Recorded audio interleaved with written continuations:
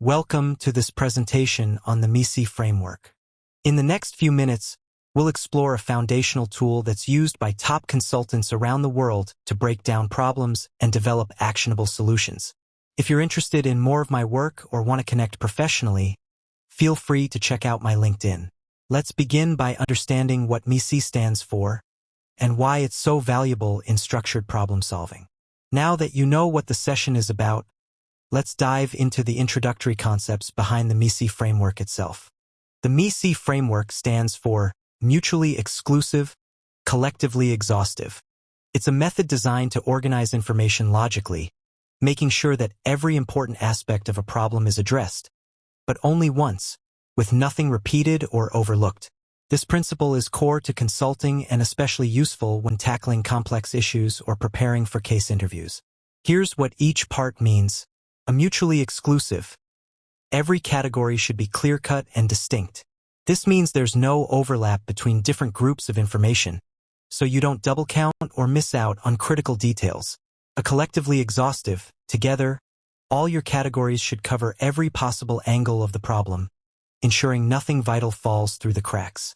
Having a MECE structure simplifies analysis, communication, and decision-making for any complex scenario. Knowing the principles is great, but how do we actually put MECE to work? Let's move on to see its typical application process. Applying the MECE framework typically involves 4 core steps. The problem definition. Start by clearly spelling out the main question or challenge you're facing. Precision here will guide your entire analysis. Break down the problem. Split the problem into distinct, non-overlapping categories. These are your mutually exclusive buckets. Then, make sure all possible aspects of the issue are covered within these buckets. The collectively exhaustive part. Analysis. Take a closer look at each category independently. Use both data and qualitative insights to understand what's driving each theme. A synthesis and recommendations. Finally, pull together all insights from your analysis to get a holistic understanding. This step allows you to develop recommendations that are both comprehensive and actionable. In short, MECE helps you avoid blind spots and ensure a logical step-by-step approach to problem solving. To see MECE in action, let's walk through some real-world examples starting with an accounting case. Imagine a mid-sized accounting firm is struggling with declining profitability. Here's how you might approach this situation using MECE. First, break the issue down into revenue and costs. Revenue. Look at service pricing to understand if rates are competitive. Review client volume over time. Examine the types of services offered and how profitable each one is. Costs. Identify fixed costs such as rent and salaries, expenses that stay constant regardless of your workload. Pinpoint variable costs like fees for subcontractors or technology. These change alongside your business activity. Assess operational efficiency to spot potential savings within internal workflows. This systematic breakdown ensures no aspect of profitability goes unexplored. Next, let's consider market position factors, which can further influence a firm's performance. Expanding on the analysis, don't forget to evaluate the company's market position. The competitive landscape.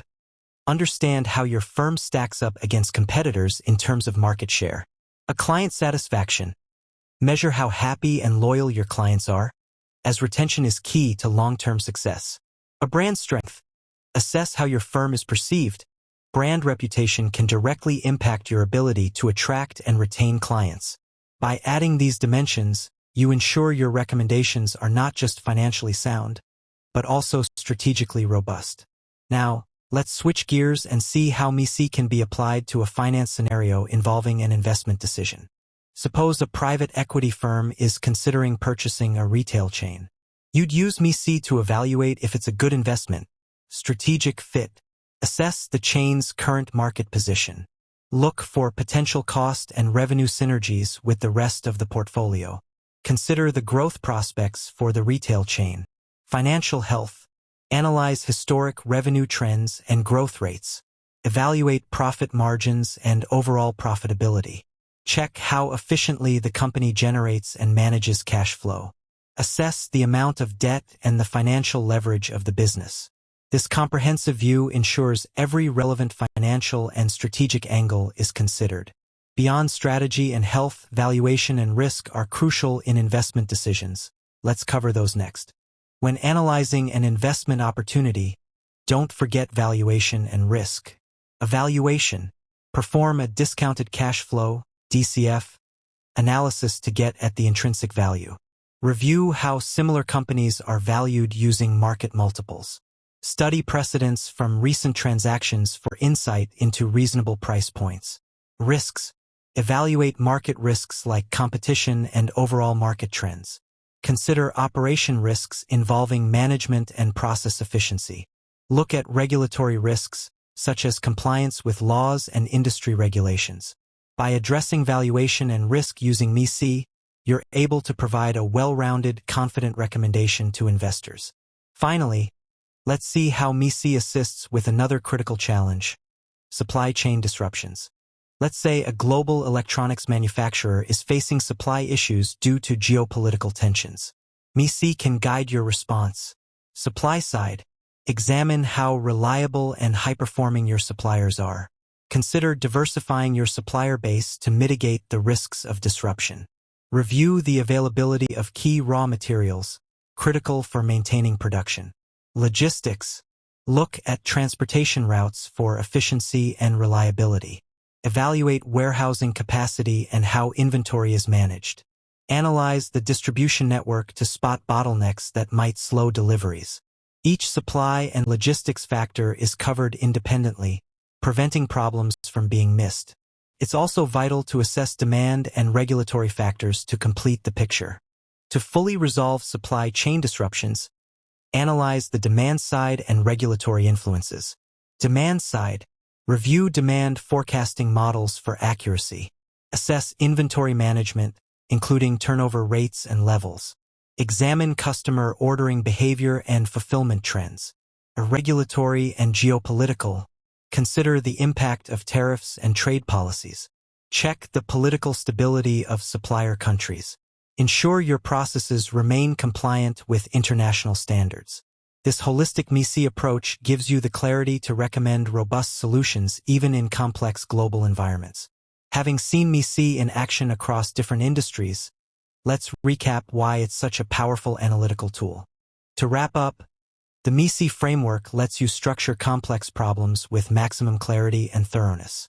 When categories are both mutually exclusive and collectively exhaustive, you can analyze all aspects systematically and recommend solutions that leave nothing out. Whether you're interviewing for consulting jobs, managing a business, or simply want to improve your problem-solving skills, MECE brings discipline and thoroughness to your approach. Practicing MECE in cases like accounting, finance, or supply chain challenges showcases your ability to think critically and deliver effective solutions. Thank you for joining this session. I hope you're now inspired to use MECE framework to bring order and impact to your own problem-solving.